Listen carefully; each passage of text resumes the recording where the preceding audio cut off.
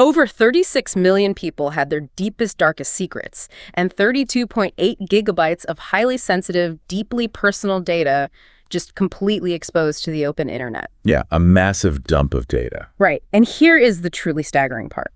This monumental exposure happened, in part, because a platform that explicitly charged its users a $19 fee for a full delete of their account simply pocketed the money and kept the data anyway. They kept it indefinitely, even from deactivated accounts that had essentially begged to be erased. Exactly. This was the 2015 Ashley Madison breach, which was just a catastrophic failure of data governance. And while it feels like a ghost from a decade ago, it actually serves as a chilling blueprint for a crisis happening right now. Because right at this very moment, a massive, active, zero-day cyber extortion campaign is tearing through enterprise systems. Tearing through critical institutions. Yeah, exploiting the exact same systemic vulnerabilities and really the human negligence that we completely failed to learn from back then. And that is exactly what we are mapping out for you in this deep dive. We are counting down 3 massive developments in the sources you provided this week, culminating in this active, critical cybersecurity crisis. It's a heavy lineup. It is, yeah. We're going to examine how the next generation of artificial intelligence is fundamentally changing how systems are built. Then, how we're attempting to train those systems to understand the messy reality of human behavior. And finally, the most important story, how our failure to maintain basic security plumbing threatens to bring it all down. Right. And we'll close with the critical events and deadlines you need to watch in the week ahead. I mean, it's a brilliant stack of sources because it forces us to look at both extremes of our technological landscape, right? We have engineers literally mapping human brainwaves to build futuristic AI on one side. Which is wild. Yeah. And on the other side, institutions are getting compromised because someone basically left a digital backdoor wide open. Right. Well, I want to start on that futuristic side first, because before we can fully grasp why our legacy systems are breaking down, we really need to look at how the next generation of systems is being built. For sure. Google just released Gemini Omni Flash, which is replacing their VO 3.1 model alongside Gemini 3.5 Flash. And, looking at these capabilities, we aren't just talking about a faster chatbot anymore. No, not at all. We're looking at a structural leap. Omni is multimodal in a way that feels, almost native. Right, like you can generate and edit a video simply by having a natural language conversation with the model. Exactly. You can maintain character consistency across frames, it simulates real-world physics, and it remembers previous scenes. You can even hand it up to 5 static photos and have it synthesize them into a video. And this is key, the true structural breakthrough here isn't just the model itself. Okay, let's unpack this, because if the model isn't the breakthrough, what is? It's something called the AI harness. The sources define the harness as the orchestration layer. So if the AI model is the intelligence, the AI harness is the system that makes it operable. Right, so handling memory, routing, tool execution, permissions, that sort of thing. Exactly. An actual agent equals the model plus the harness. I really like that framing.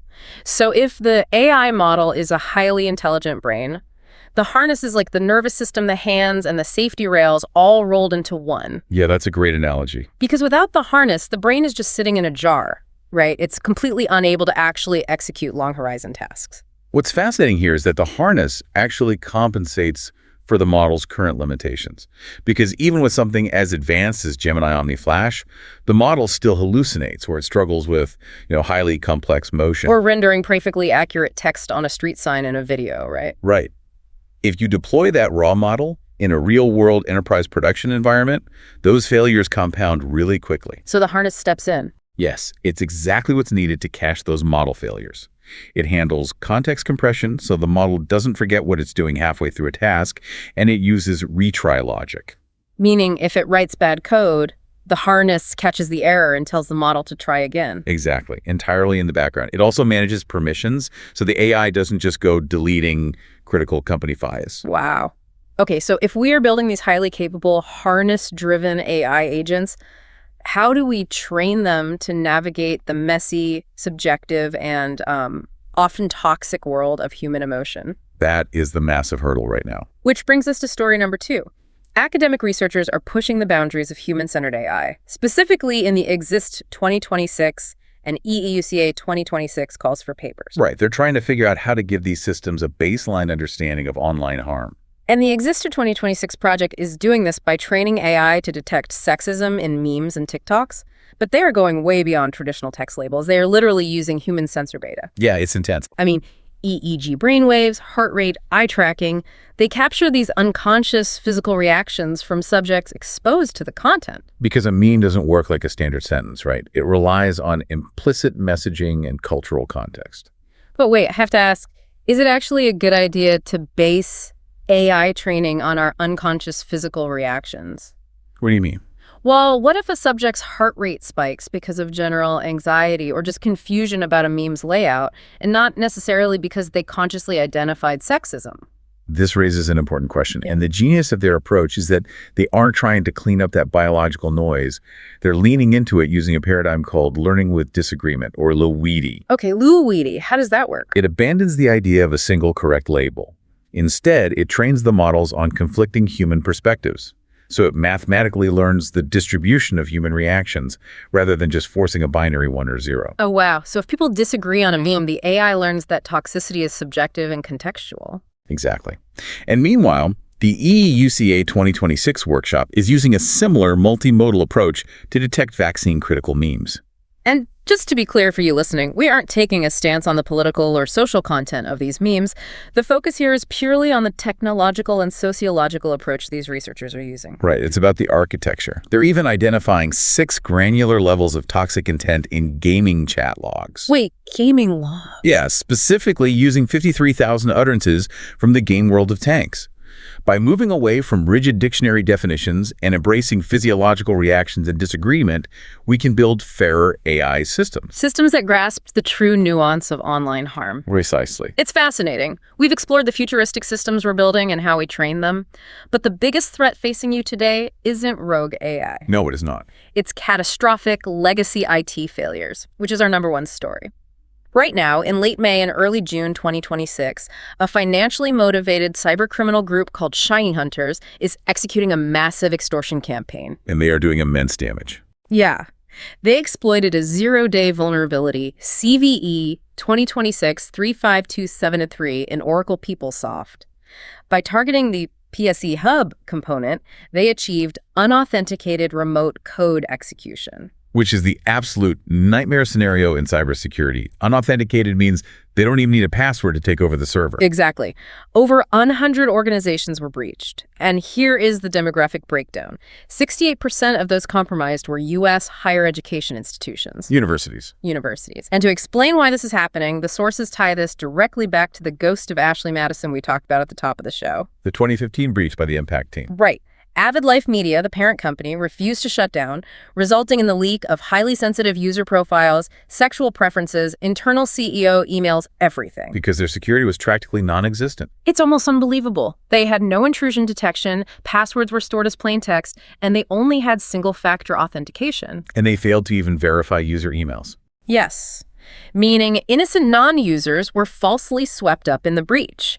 And a staggering 90 to 95% of users were male, interacting with largely fake female profiles. The whole operation was a house of cards. Here's where it gets really interesting. We are spending millions developing AI harnesses and tracking human heart rates, yet our vital institutions are losing the cyber war because someone left a digital backdoor open or, stored passwords in a plain text document. If we connect this to the bigger picture, the true danger isn't just the hackers. It's data retention. Explain that. Avid Life Media kept data indefinitely, even from deactivated accounts. And universities today do the exact same thing. They hoard massive amounts of legacy student and financial data in these PeopleSoft systems. Right. They never delete anything. Exactly. If an organization hoards unnecessary data, it stops being an asset and becomes a highly toxic liability.